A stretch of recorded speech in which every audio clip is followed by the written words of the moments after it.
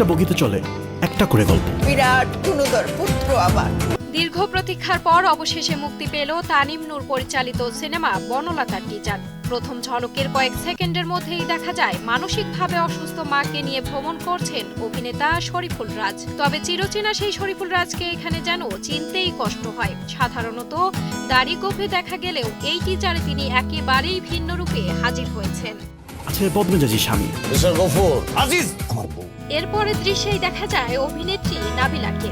হালকা গোলাপি শাড়ি, একপাশে জড়ানো চাদর, চোখে মুখে অজানা গন্তব্যে পাড়ি দেওয়ার স্বপ্ন। তার উপস্থিতিতে মায়াবী আবেশ ও রহস্যের এক অনন্য সংমিশ্রণ ফুটে উঠেছে। অজানার খোঁজে বেরিয়ে পড়া একজন তরুণী চিত্রা। পরে ট্রেনের একটি বগিতে কোট পরা বড় গোপে এক ভিন্ন রূপে ধরা দেয় জনপ্রিয় অভিনেতা চঞ্চল চৌধুরী। তার স্ত্রীর চরিত্রে রয়েছেন অভিনেত্রী আজমেরি হক বাদল।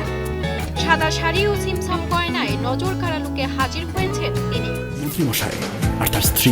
লোকজন যখন আমাদের দেখে, এর পরের দৃশ্যটি যেন চমকে দেওয়ার মতো। একজন মুরব্বী, হাতে মদের বোতল, মাথায় উস্কো খুস্কো চুল, পাকা চুল, পরনে লুঙ্গি।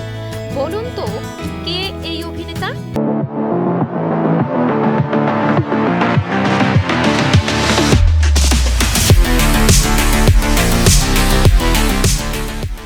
হ্যাঁ, ঠিকই ধরেছেন, তিনি আর কেউ নন, সবার পরিচিত মুখ মোশাররফ করিম।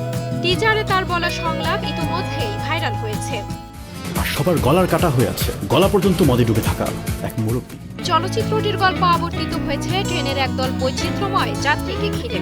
1 মিনিট 21 সেকেন্ডের টিজারে 2007 সালে ডিসেম্বরের কুয়াশাচ্ছন্ন এক বিকেলে কমলাপুর স্টেশন থেকে ছেড়ে যাওয়া বনলতা এক্সপ্রেসে নস্টালজিক দৃশ্য ফুটে উঠেছে।